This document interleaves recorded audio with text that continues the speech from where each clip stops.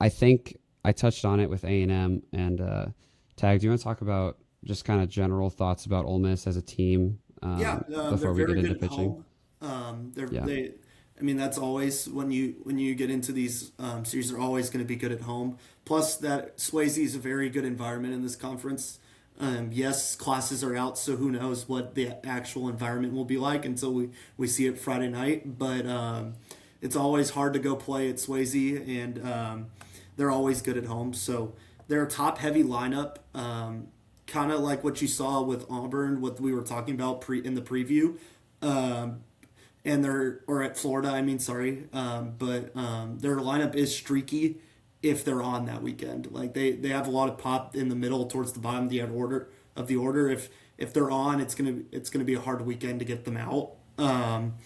And then their pitching staff, it's overall it's pretty good, but as of late it's not been great. They're trending down. If you had to have a stock, they're trending down.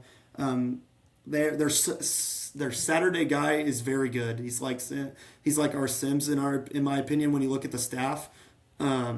He's Cade Townsend. Is that his name? Yes. Yeah, he's very good. He's your set. When they nowadays they're not. You haven't necessarily seen the Friday night guy until they move Volantis in this conference to Friday, but he's a legit Saturday starter. And Friday and Sunday for them's been a question mark, kind of like for the Aggies. Um, and so it reminds me of us to some for staff wise. But yeah, that's about it. Okay, so I guess I'm ready to get into the starting rotation for both teams.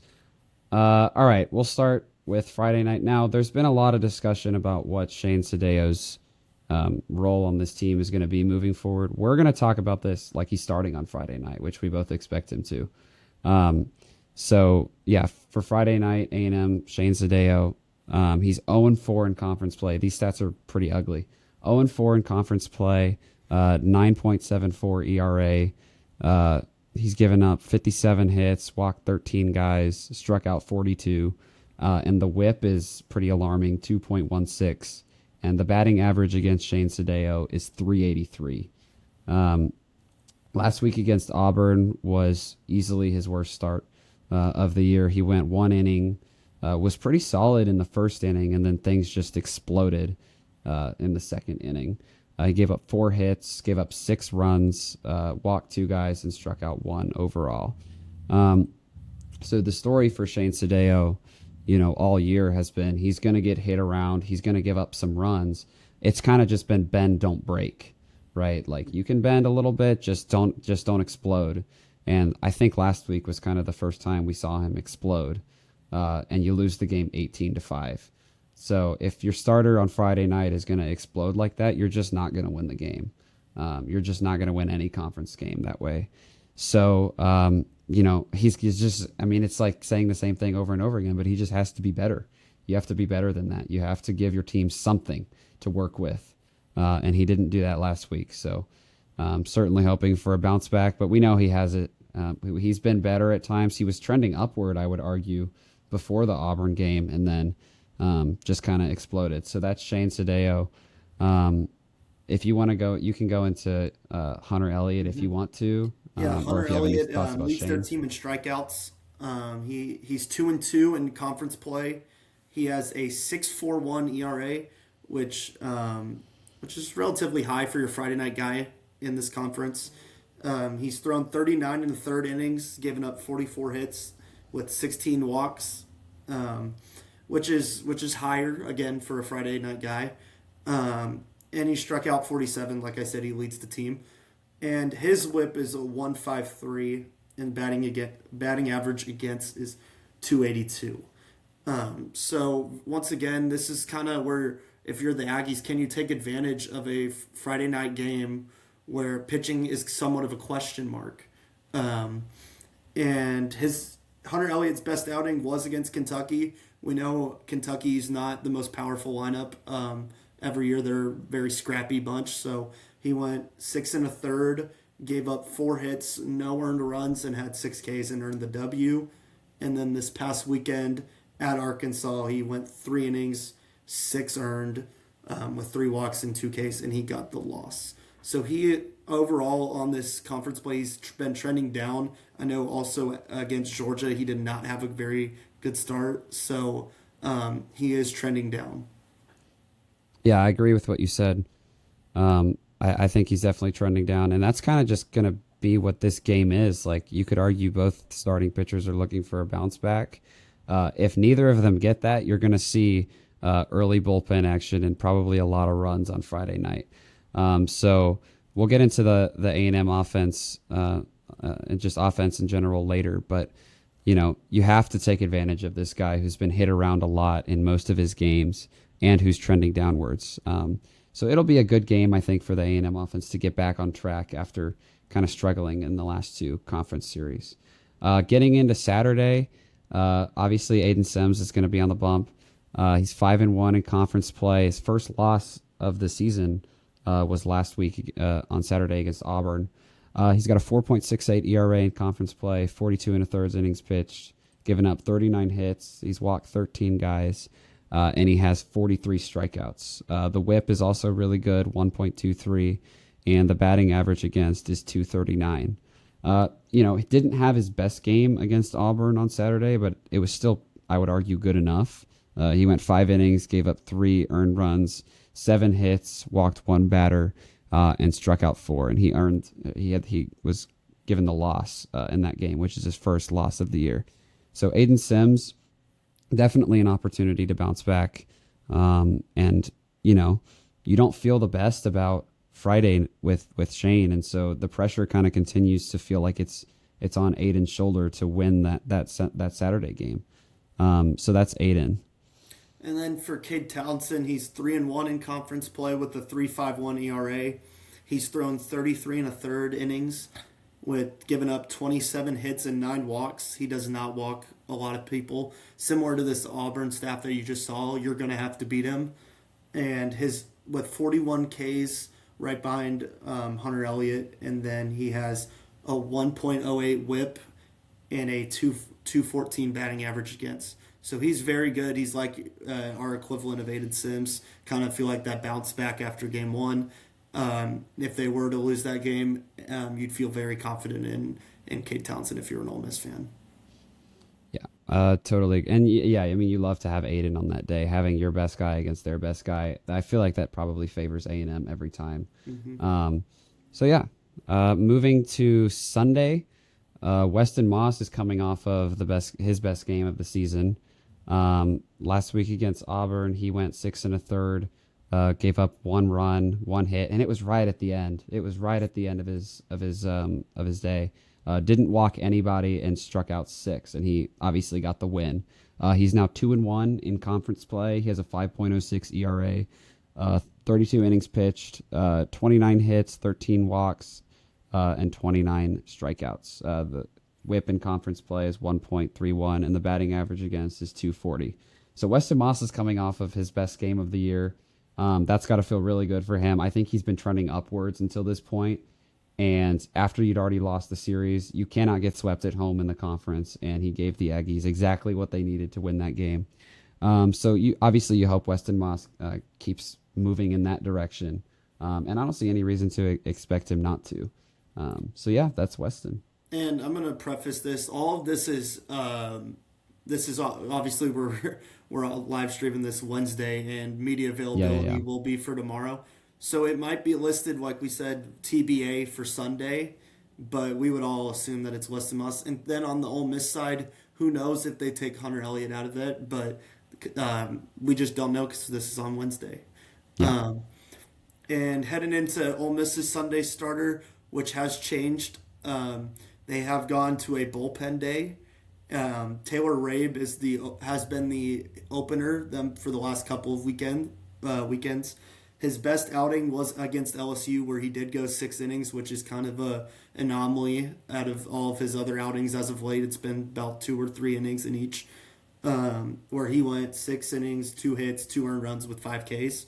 And then this past weekend, he went 5 innings with 5 hits, 2 earned runs, and had 7 strikeouts. So And that's on the season, sorry. on the season, he's 1-3 in conference play with a 5.06 ERA, just like Weston. He's gone 32 innings, allowed 36 hits with 6 walks, so he doesn't walk anyone either, and then has 40 Ks. And his WHIP is 131, and he's given up 279 batting average against. So that is the Ole Miss starters. Yeah, I think my general impression here is like they've have a good pitching staff. It's just not what you've seen the last 2 weeks, and so this is again a great opportunity. Even against Cade Townsend, this is a great opportunity all 3 days for the A&M offense to kind of get in its groove again. Um, we can talk about Nico Partita. Not sure what we're going to see from him. Early said, I can't remember where he said it. It might have been on Texags. He said that Nico did some batting practice before the Tuesday game, and he didn't have any pain. It's just not worth playing him against Prairie View. So, we'll obviously see when the injury report comes out. He'll be listed as questionable. Um, but yeah, whether he plays or not, it'll be a good opportunity for A&M's offense to bounce back. So he Uh, did give a report. It was a post game in his media availability. He did give a yeah, report that he did front toss and off a tee, and that it was a muscle injury that he was dealing with, and he said it just needs rest. So like Kaden just said, he will probably be listed as a questionable or game time decision. But if I had to put money on it, he's not playing. But that's just us. And then Chris, he gave an update that it's just whether he can get back to moving laterally with feeling comfortable. So I'm very well under the impression that he will be back in the field this weekend. But if you don't see him in the field this weekend, then for sure next week you'd feel very confident in that. yeah. All right, cool. We'll move into offense now. We mentioned it a little bit before. The Ole Miss lineup is pretty top heavy. So the leadoff guy and just the guys kind of circling at the top of their lineup are really, really solid. And then after that, it kind of gets streaky. I think there's power throughout the entire lineup, except, maybe the 8 or 9 hole. But you could argue like 7 of their guys that you're going to see can hit a home run. Um, Also, though, after those first 3 in the middle of the lineup, there's a lot of swing and miss. So it's been a lot of home run or strikeout basically for those middle guys. Um, Yeah, with Erdemark's their guy. He's the heart of this team. And with guys like Firmus and Federico, that's like the top 3. And then there's like Tristan Bissett is a name that's been around in this conference. He has been historically very good with his bat with power wise. But he's only batting 206, but he has 8 home runs in conference play. So it just feeds into what you just said, that it's a lot of power, but a lot of swing and miss. Getting into a couple conference stats. So in conference play, in conference standings, Ole Miss is 13th in batting average. They're ninth in slug percentage and on base percentage, but they're sixth in home runs. So that's kind of the story that we've been telling. Like some of their guys, they have a couple of guys that are really, really good at getting on base and that can hit the ball pretty much anywhere in the park. But it's been streaky and it's a lot of like power or strikeout, um, which against this A&M pitching staff that's last in the conference and giving up home runs. I think we've given up like 20 more home runs than the next team or something like that. Like it's pretty bad. That's kind of a matchup to look at, which we'll talk about a little bit later. Getting into some specific numbers, Tag mentioned a couple of them. Will Furness is the first baseman. He's batting 337. He has 5 home runs, and he leads the team with 20 RBIs. Hayden Federico is the center fielder. He's batting 342 in conference play. Only has 2 home runs, but 14 RBIs. And then Judd Udemark, who Tag talked about, he's batting 316. He has 6 homers and 10 RBIs, and then that's the third baseman. So those are kind of the 3 guys at the top of the lineup that are really, really solid. And then to mention a couple names in the middle of the lineup where it's kind of home run or strikeout, Austin Foley, the catcher, he's batting 231, but he leads the team in conference play with 8 home runs. But he has a 42.9% strikeout rate. And then Tristan Bissetta, the right fielder, is only batting 206, but he also leads the team with 8 home runs. He also has 19 RBIs and a 35% strikeout rate. So kind of on the theme of what we were talking about, where top heavy. The top guys are kind of what you want to worry about, and then in the middle of the lineup, it's streaky. They're either off or on, and it's going to be power or strikeout. So that's kind of Ole Miss's offense. I don't know if you want to add anything, or you can get into their bullpen a little bit if you want to. Yeah, I mean, Walter Hooks is a very solid arm that they got out of the pen with a 2.10 conference ERA. He leads with 5 saves. Very quality arm, like a lot of these closers in this conference. And he strikeout to walk ratio is very good with 46 strikeouts and 9 walks. He's very good with a .82 WHIP. That's very elite. So if they do get in a save situation, you are kind of it's one of the top closers in this conference. However, with A&M's they haven't seen an A&M lineup outside of Georgia, which this staff gave up a lot of runs against Georgia. And then Landon Walters, he has a 1.8 conference ERA, but it's a smaller sample size with 10 innings pitched in conference play. He does have a save, and walks are kind of an issue there as well. There's kind of in this bullpen, if they're off, it's going to be a lot of walks. And for a lineup in A&M that's very patient and powerful, if they were to give up a lot of runs, that will be why. It will be walks and then the timely hit that you've seen over and over again. Yeah, I think kind of, and then getting into a couple other guys, Hudson Calhoun, out of their bullpen, they've used him quite a lot. He has 21 innings pitched. Conference ERA is 5.4, WHIP is 1.62, and he leads the team in walks given up. So that's kind of on theme with what Tag was talking about. A lot of this bullpen, they have pretty good strikeout numbers, but when they're off, it's a lot of walks, which you absolutely like. This A&M lineup is that's what they love to see. Like they're freaking drooling at the mouth thinking about a pitching staff that walks guys. So that's kind of what it's going to be. I really like the matchup for the A&M lineup for all the reasons I just listed. And then the one area you feel nervous about is just the pitching. Like you just don't know. I guess we could get into our predictions, our keys to the series. Do you have anything else you want to add, or do you just want to get into No, we can get what we think is going to I can get happen? into my key. I have the Ole Miss hitters versus this A&M staff. Since like we have discussed that there are a lot of swing and miss, and a lot of the A&M staff as of late have gotten a lot of swing and miss. Like Shane, I know the numbers do not indicate it, but he is a strikeout pitcher. He has a lot of good stuff, and you're inevitably wanting to get that bounce back start out of Shane. I feel like this is the perfect type of lineup to put him against in that Friday night role.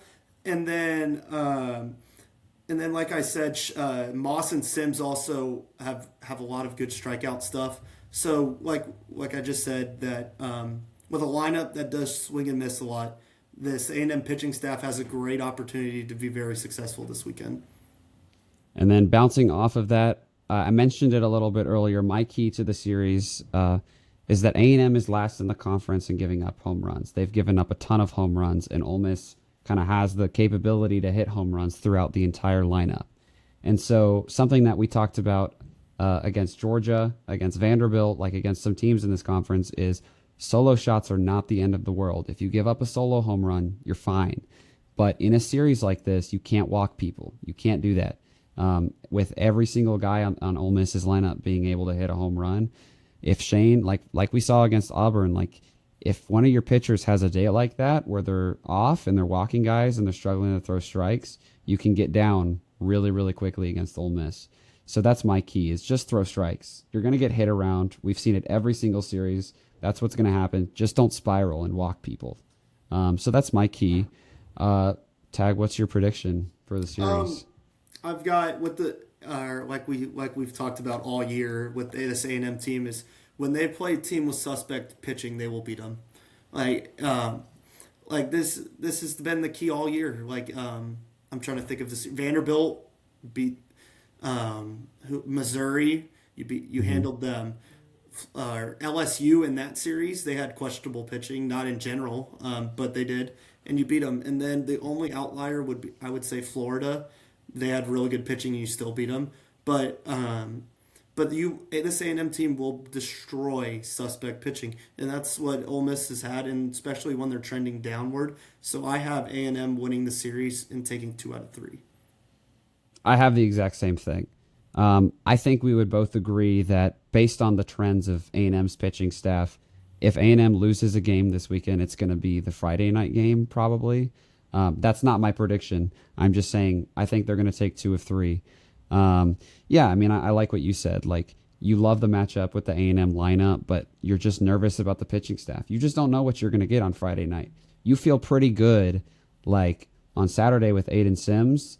Like, we saw a little bit of the Oklahoma game. Like, throw that away. He was playing in a tornado. He was, a little bit closer to his floor, kind of against Auburn, which is still not bad. It was still good enough. So my point is, like, you kind of know what you're going to get out of Aiden Sims. You're going to get something good enough. And then Weston Moss has been trending in a really good direction to where you feel a lot better with him on the mound. So you kind of feel like you know what you're going to get on Saturday and Sunday. So for that reason, against suspect pitching, I don't see how you couldn't take A&M in this series. So I have us taking 2 of 3. And then I just wanted to Yeah. add before we hop into around the conference, if A&M were to win Friday against Hunter Elliott, which is their worst starter, you would feel very confident rolling into Saturday and Sunday, knowing that A, their crowd is not going to be at its peak, and you've got your two most reliable and consistent arms coming into Saturday and Sunday. We could be talking about a sweep if they were to win Game 1 Friday. I know that's getting a stretch on the road in this conference, but why not? I mean, they've been trending downwards. Their stars have been trending downwards, and against this lineup that has been very good all year, why not? Why couldn't they? Why couldn't they sweep them? So Yeah, I don't think that's crazy to say. A&M already has 2 road sweeps this year. One at Mizzou, which, yeah, I mean, it's Mizzou. But sweeping LSU on the road was kind of the moment for me where I was like, wow, this team is really, really special. Like, this team is really good. Even when LSU's trending down, going to the box and winning all 3 games is really impressive. So I agree with Tag. I think if we take the Friday night game, you feel very, very good about winning the series, and you could see a sweep.